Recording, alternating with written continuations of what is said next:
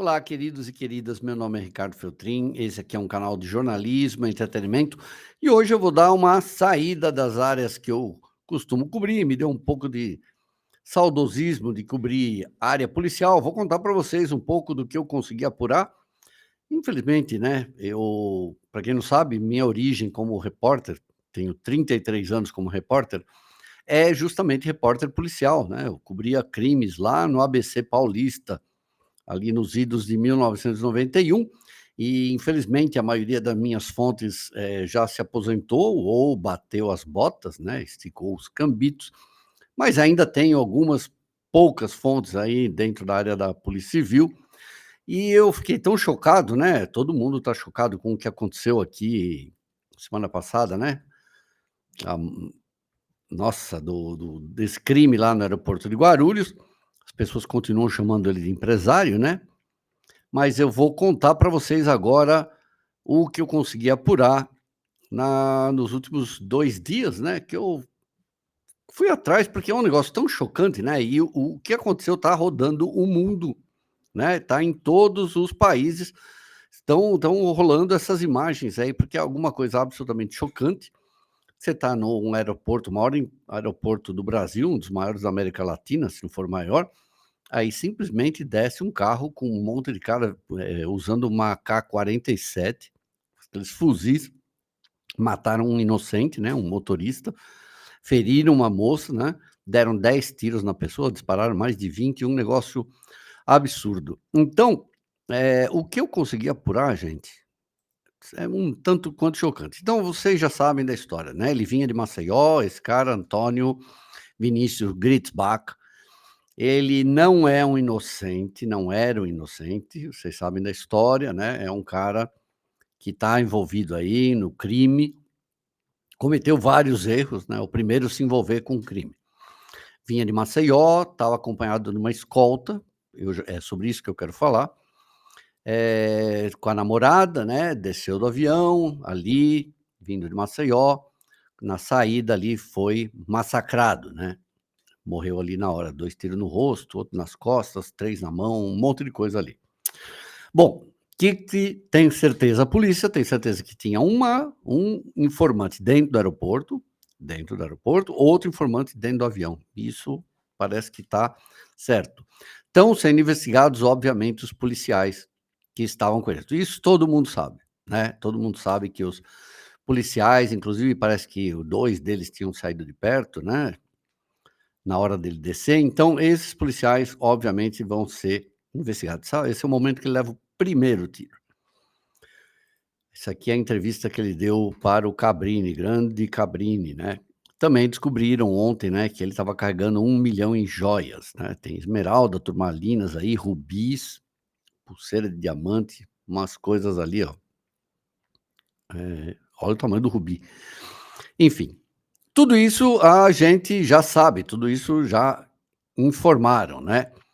Então, quais são as suspeitas da polícia? Primeiro, com relação aos policiais militares que estavam fazendo a guarda dele.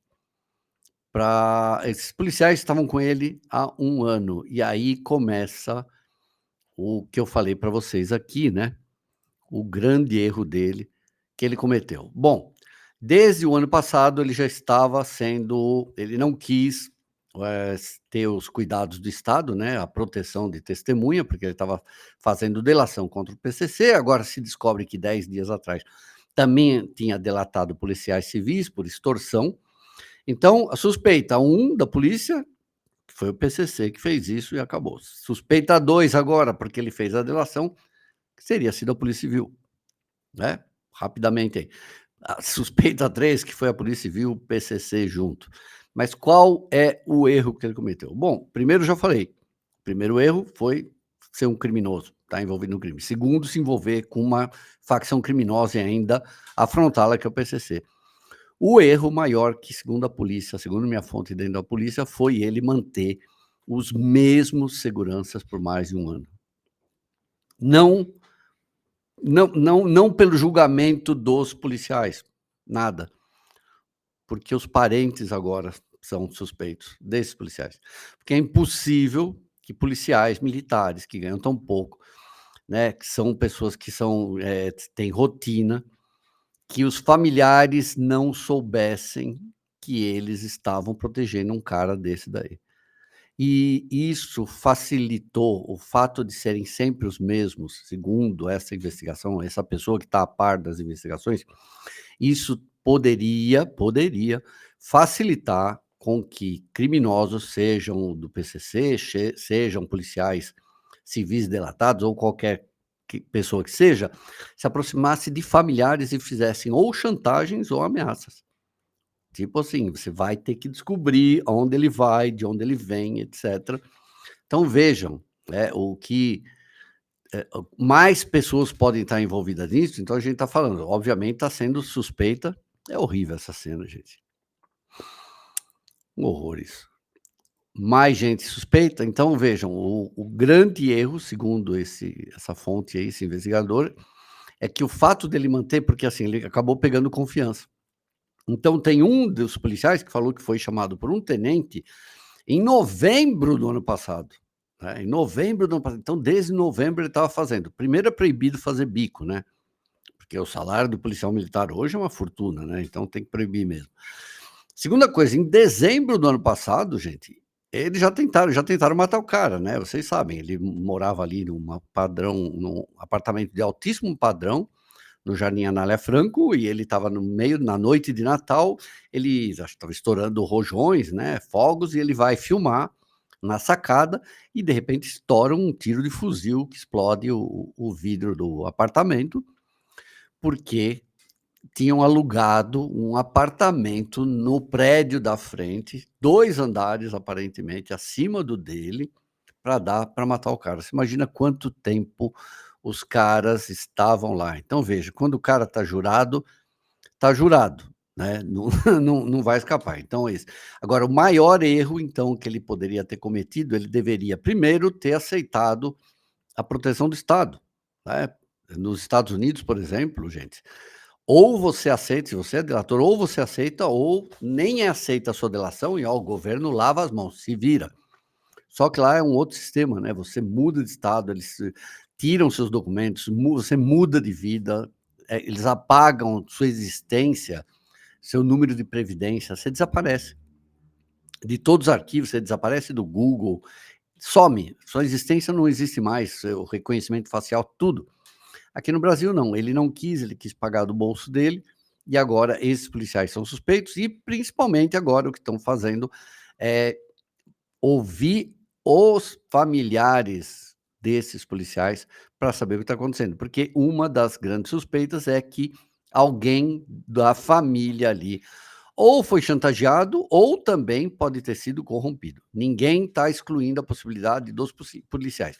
Os policiais são os grandes suspeitos até agora, certo? Os que estavam fazendo a o cuidado dele, né, a segurança dele. São os principais suspeitos, estão afastados. O processo está todo em sigilo lá na DEAN, né, na delegacia, mas vocês vejam que é um caso meio assombroso, né. Cadê as joias aqui de novo? Cadê a hora que o cara sai do carro? Tem a hora que o cara entra no carro. Ó lá, depois eu tirar. Porque vejam, o que a polícia já conseguiu, por exemplo, são as imagens da entrada deles no aeroporto, né. Foi tudo tão milimétrico, porque, assim, essa saída é milimétrica, porque se você para ali para trás, não pode ficar parado lá esperando, senão é uma baita multa, né. Então, eles vão vindo devagarzinho de uma forma quer dizer, eles vieram de uma forma a dar exatamente o tempo. Isso aí foi absolutamente cronometrado, por isso que eles falam. Tinha alguém dentro do aeroporto porque vocês sabem, né, quando o avião pousa, vai demorar meia hora até você pegar tua mala, sair ou demora mais, né. Então eles tiveram tempo suficiente, eles também estão conseguindo câmeras da região ali do aeroporto, parece que já conseguiram, de onde eles estariam parados, né, na região ali, próxima do aeroporto, onde eles ficaram esperando, ficaram ali acho que mais de uma hora esperando esse avião descer, não podiam falhar, né. E então é isso, gente, é muito interessante a história, assim, do ponto de vista para um repórter, mas horrível do ponto de vista para o ser humano. E aí, de novo, né, um negócio desse espalhando pelo mundo as imagens, né, mais uma vez a imagem do Brasil aí, como sempre. Lembrando, né, que eu conversei Olha com quem que eu conversei, gente. Quando foi? Eu não lembro se foi esse ano aqui, no final do ano passado, fui jantar na casa do maestro João Carlos Martins. Quem estava lá? O José Dirceu, do PT. Eu nunca sei quem vai jantar lá, né?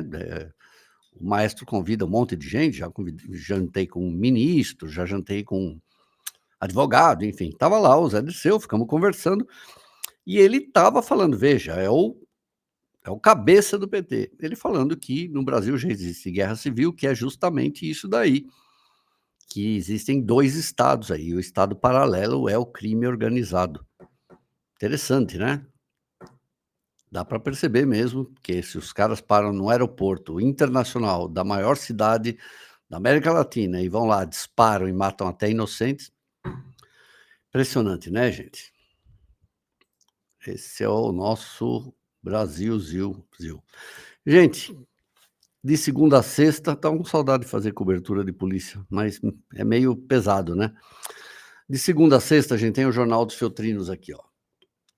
Né? O Jornal dos Coices começa às 10 horas da manhã, tá bom? Por que chama de coices? Porque as pessoas gostam de tomar coice às vezes, né? Mas tem sempre notícia exclusiva, tá bom? Também temos análise, a gente tem a rosquinha de notícias. Sim, a gente faz um giro de notícias, tá bom? Vamos ver esse caso aí ainda. Eu duvido que vão pegar os assassinos, né? Duvido. Mas ele só errou, né?